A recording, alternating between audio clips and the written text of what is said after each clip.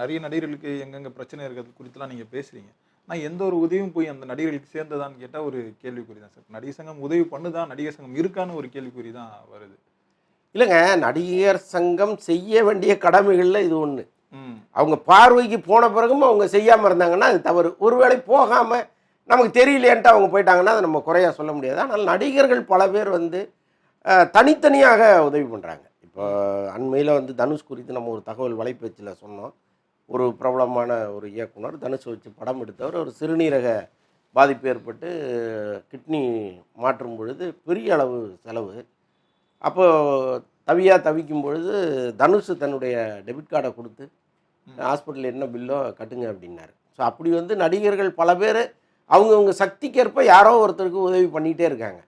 இப்போ இவருக்கு உதவி பண்ணுறதுங்கிறது வந்து ஒரு பெரிய பேர்டனாலாம் இருக்காது.